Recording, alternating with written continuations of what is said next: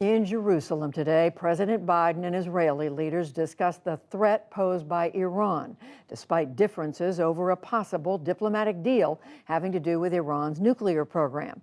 The president also reiterated his support for a two-state solution to the ongoing Palestinian-Israeli conflict, as aides faced questions about why the president is not meeting with the family of a Palestinian-American journalist who was killed 2 months ago. Nick Schifrin begins our coverage.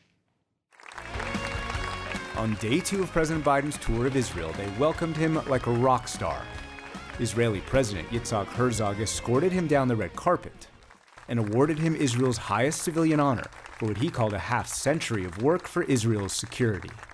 Earlier, President Biden and Prime Minister Yair Lapid signed what officials called a blueprint for future cooperation, including an American promise to use all elements of its national power to ensure Iran never acquires a nuclear weapon. Israel translates that as a credible military threat. The only thing that will stop Iran is knowing that if they continue to develop their nuclear program, the free world will use force. This is a vital security interest of both President Israel and Biden's the United preference States, and returned to the Iran nuclear deal, but he warned of a time limit.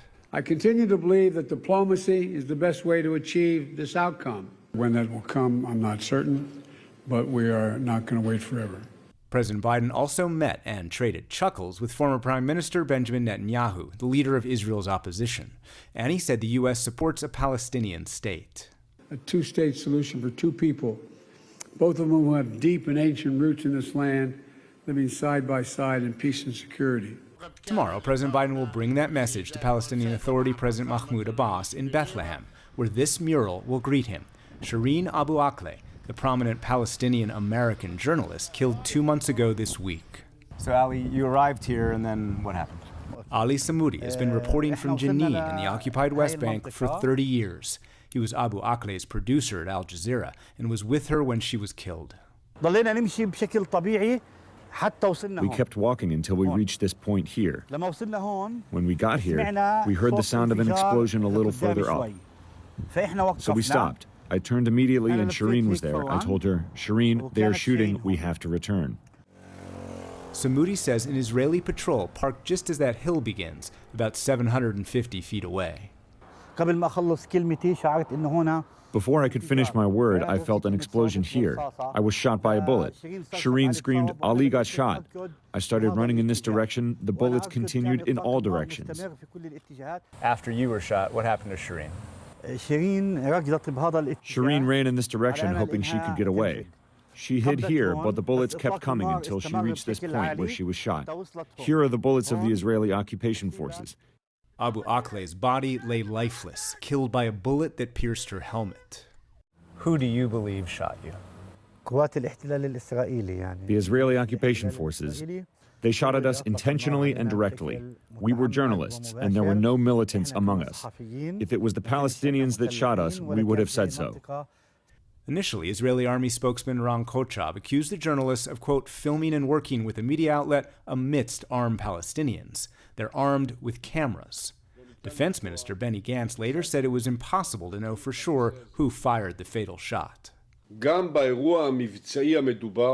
It is important to emphasize that during this operational event, like in many others, hundreds of bullets were fired at IDF troops, which responded with firepower of their own, only in the direction of the sources of the shooting. The Israelis say that there were other people with weapons, with guns, firing at them at that moment. These are lies. The Israeli army is lying. There were only journalists in this area and the army patrols. On July the 4th, the U.S. released a statement that said based on Israeli and Palestinian investigations, gunfire from Israel Defense Force positions was likely responsible, even though the bullet that killed Abu Akleh was badly damaged, which prevented a clear conclusion. A senior Israeli official objected to the U.S. statement, telling reporters, "You cannot say there is inconclusivity on the one hand, but is conclusive on the other hand. If it draws on the Palestinian investigation, I question the validity of that investigation." In Ramallah, Palestinian Justice Minister Mohammed al-Shalalde also criticized the U.S. statement, telling me it didn't go far enough. The American report has unfortunately distorted, camouflaged, and misled the process away from the path of justice and the implementation of the rules of international law. She could light up an entire room without even trying. For Abu Akleh's niece, Lena, her aunt's death leaves an unfillable void, not only for her and their family, but also for their entire community. What happened on the day of her funeral was a testament to her legacy. Tens and thousands of people came to carry her on their shoulders the same way she carried their voices for 25 years. But then Israeli security forces attacked her pallbearers. You violate the right to dignity.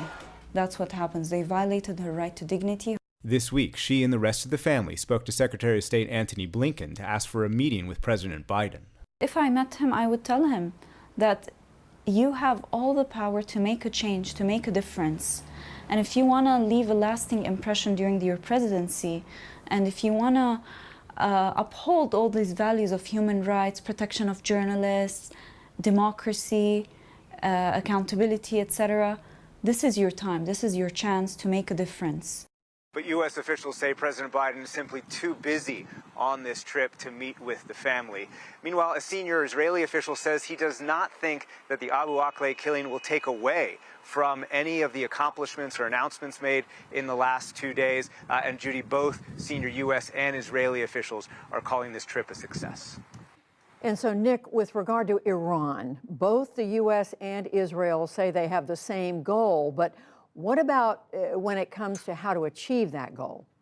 Yeah, I think you just hit the nail on the head. Both sides want to prevent Iran from having a nuclear weapon, but the U.S. wants to re-sign the Iranian nuclear deal, and Israel says it's a bad deal. At the end of the day, what Israeli officials who talk to me say is that they actually hope the Iranian nuclear deal kind of dies over the next few months, and that Iran, longer term, can be deterred through a combination of economic punishment and military deterrence. But Judy, right now, Iran has never been as close to a nuclear weapon as it is today. Sobering. And Nick, we know that from Israel, President Biden goes on to Saudi Arabia tomorrow. A lot of attention on that trip. What is known at this point about plans for him to meet with the Crown Prince, Mohammed bin Salman?